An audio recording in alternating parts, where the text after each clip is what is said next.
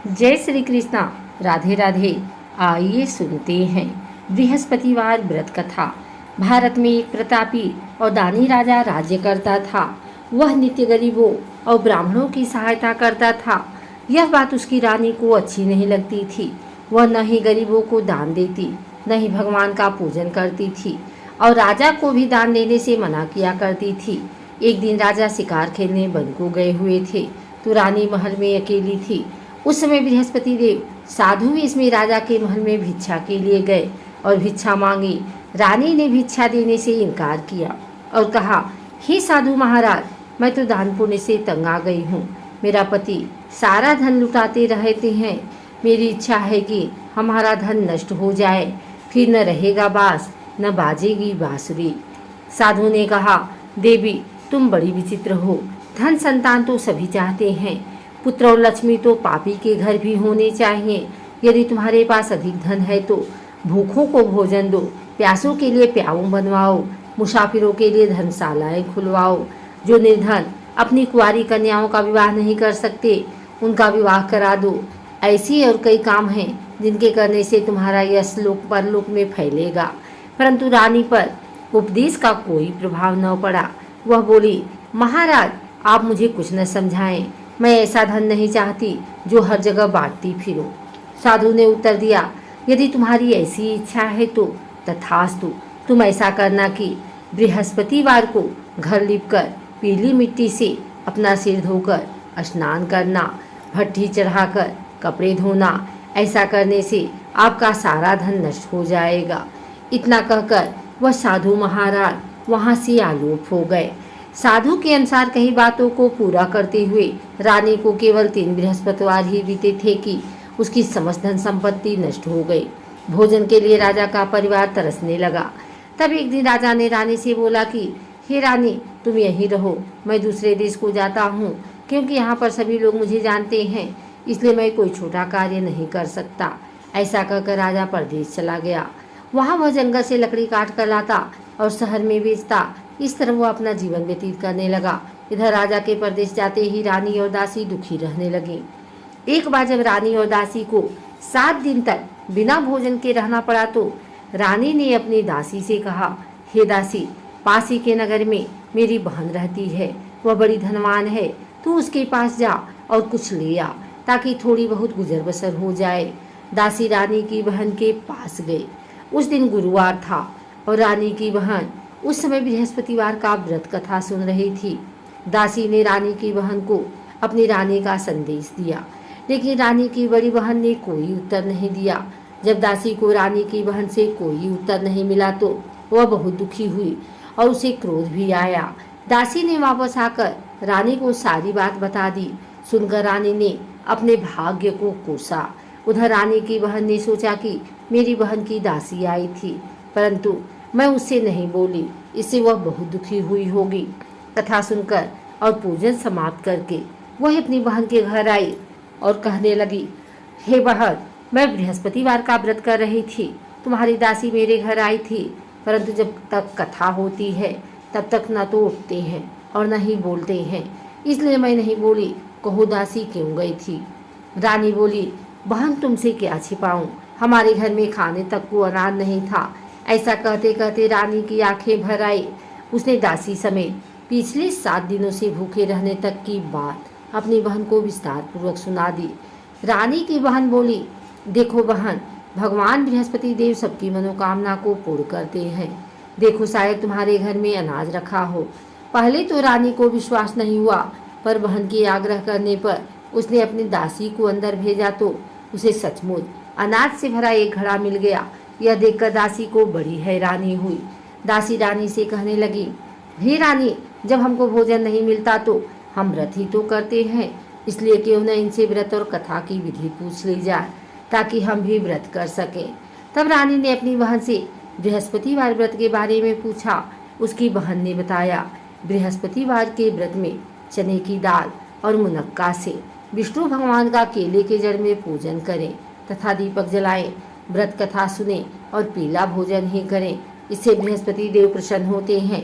व्रत और पूजन विधि बताकर रानी की बहन अपने घर को लौट गई। 7 दिन के बाद जब गुरुवार आया तो रानी और दासी ने व्रत रखा।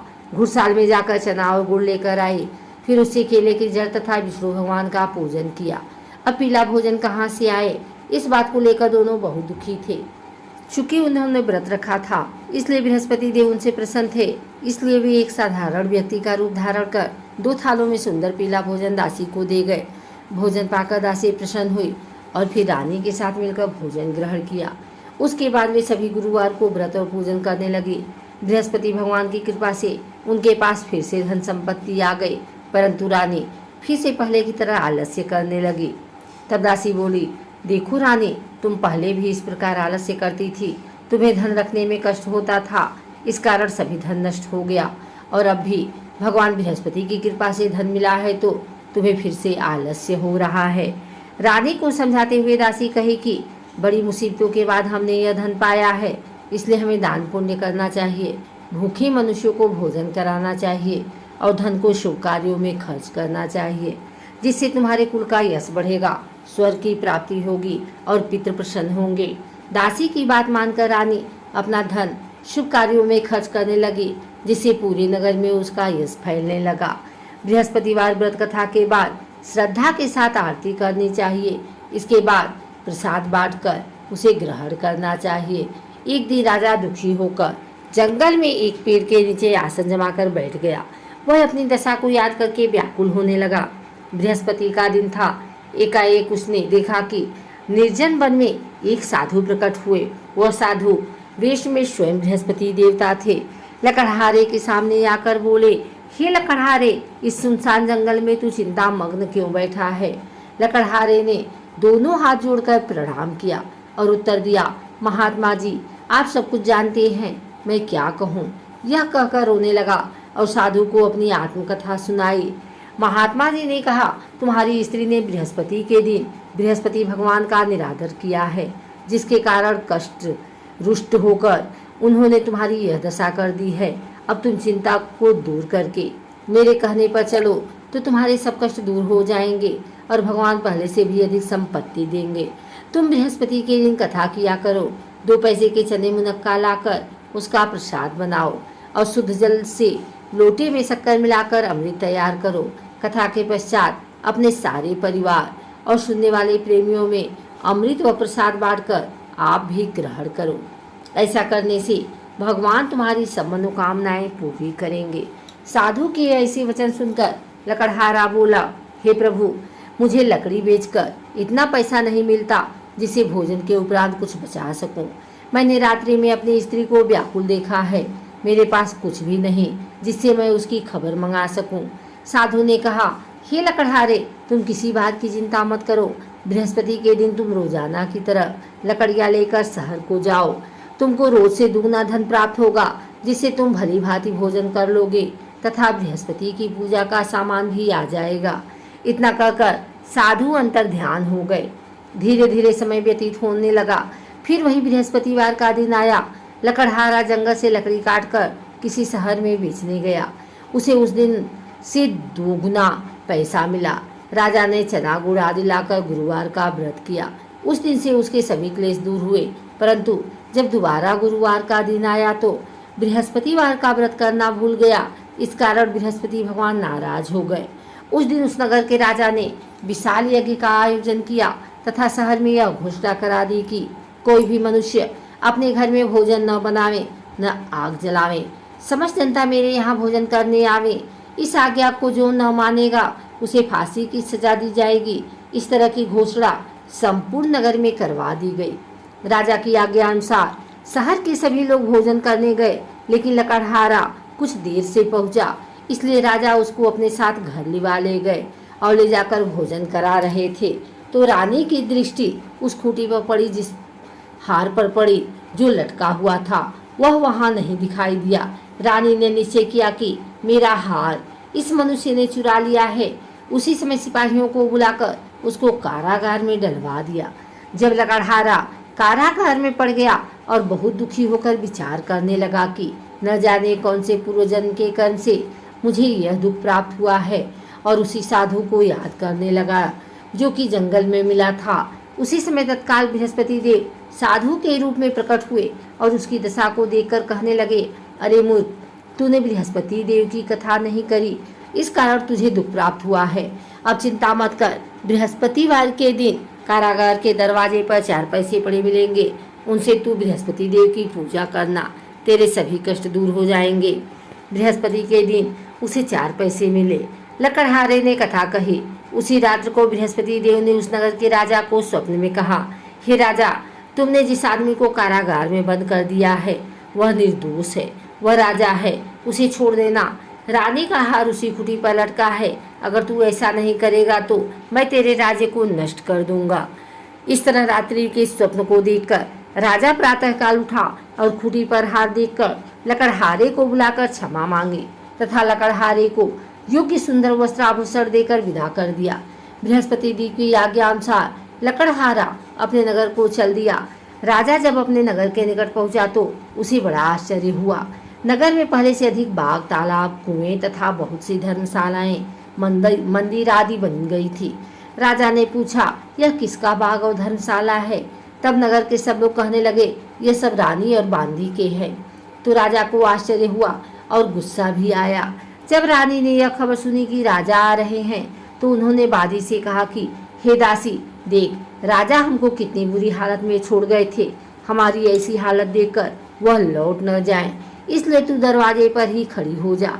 आज्ञा अनुसार दासी दरवाजे पर खड़ी हो गई। राजा आए तो उन्हें अपने साथ लिवा लाए। तब राजा ने क्रोध करके अपनी रानी से पूछा कि यह धन तुम्हें कैसे प्राप्त हुआ है? तब उन्होंने कहा, हमें यह सब धन बृहस्पति देव के इस व्रत के प्रभाव से प्राप्त हुआ है।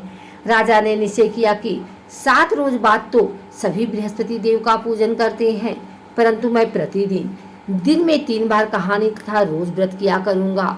अब हर समय राजा के दुपट्टे में चने की दाल बधी रहती तथा दिन में 3 बार कहानी कहता।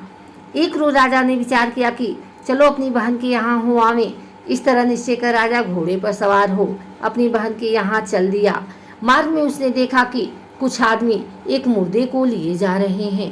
उन्हें रोककर राजा कहने लगा, अरे भाइयों, मेरी बृहस्पति देव की कथा सुन लो।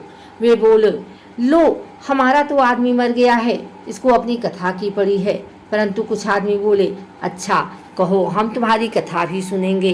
राजा ने दाल निकाली और जब कथा आधी हुई तो मुर्दा हिलने लगा और जब कथा समाप्त हो गई तो राम राम करके मनुष्य उठकर खड़ा हो गया।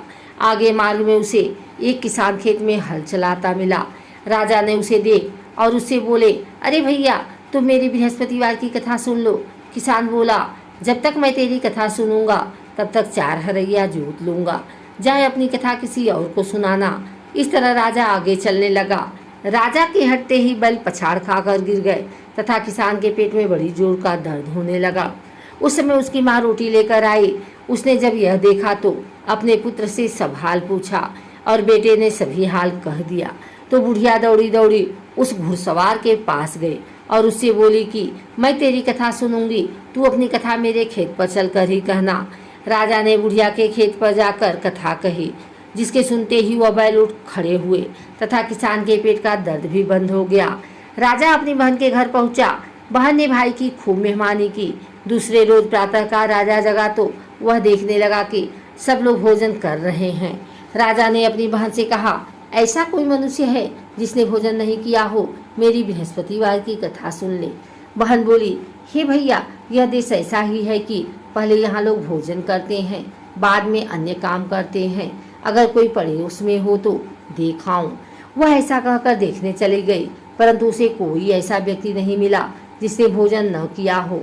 अतः वह एक कुम्हार के घर गई जिसका लड़का बीमार था। उसे मालूम हुआ कि उनके यहाँ 3 रोज से किसी ने भोजन नहीं किया है। रानी ने अपने भाई की कथा सुनने के लिए कुम्हार से कहा। वह तैयार हो गया। राजा ने जाकर बृहस्पतिवार की कथा कही, जिसको सुनकर उसका लड़का ठीक हो गया। अब तो राजा की प्रशंसा होने लगी। एक रोज राजा ने अपनी बहन से कहा कि हे बहन, हम अपने घर को जाएंगे, तुम भी तैयार हो जाओ।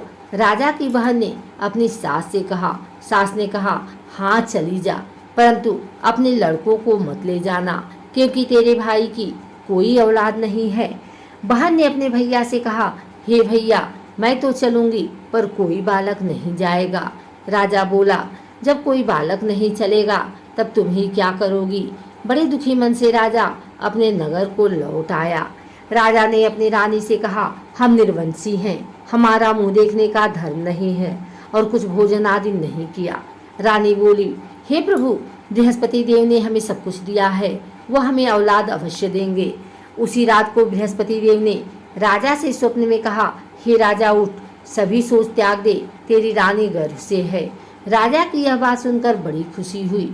9वें महीने में उसके गर्भ से एक सुंदर पुत्र पैदा हुआ। तब राजा बोला, हे रानी, स्त्री बिना भोजन के रह सकती है पर बिना कहे नहीं रह सकती।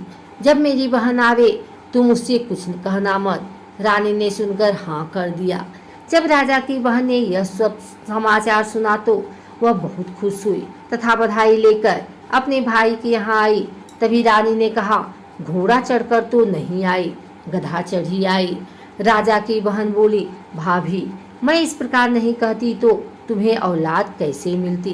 बृहस्पति देव ऐसे ही हैं, जैसी जिसके मन में कामनाएं हैं सभी को पूर्ण करते हैं। जो सद्भावना पूर्वक बृहस्पतिवार का व्रत करता है एवं कथा पढ़ता है अथवा सुनता है, दूसरों को सुनाता है, बृहस्पति देव उसकी सभी मनोकामना पूर्ण करते हैं। भगवान बृहस्पति देव उसकी सदैव रक्षा करते हैं। संसार में जो मनुष्य सद्भावना से भगवान जी की पूजन व्रत सच्चे हृदय से करते हैं तो उनकी सभी मनोकामनाएं पूर्ण करते हैं। जैसी सच्ची भावना से रानी और राजा ने उनकी कथा का गुणगान किया तो उनकी सभी इच्छाएं बृहस्पति देव ने पूर्ण की थी। इसलिए पूर्ण कथा सुनने के बाद प्रसाद लेकर जाना चाहिए। हृदय से उसका मनन करते हुए जयकारा बोलना चाहिए।